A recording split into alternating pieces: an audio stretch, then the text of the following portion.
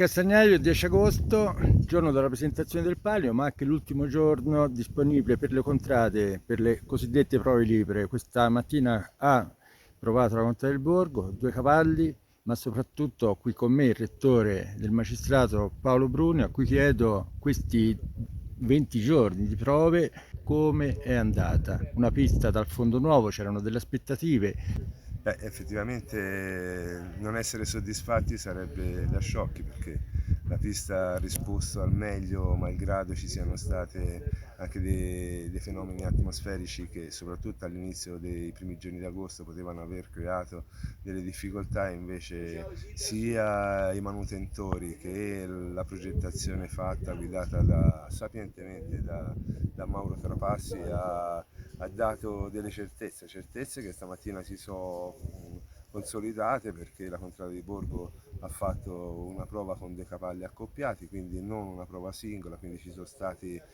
garanzie Mhm. di tenuta della pista, quindi piena soddisfazione per il lavoro programmato dall'amministrazione, per le persone che sono state scelte, perché Trapassi, persona gentile, già detto in passato, persona gentile e competente, quindi bene così. Andiamo, per il momento diciamo che se il buongiorno si vede dal mattino, diciamo che è un buon giorno.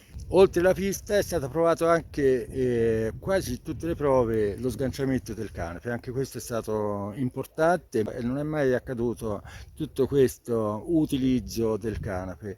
Altra garanzia, Paolo. Altra garanzia, perché canape e controcanape erano nuovi, acquistati proprio per questa occasione dall'amministrazione, quindi funzionamento ottimale, quindi abbiamo avuto molte riprove che sganciamento e tensione erano ottimali, quindi che cosa dire? Continuiamo così su questa strada.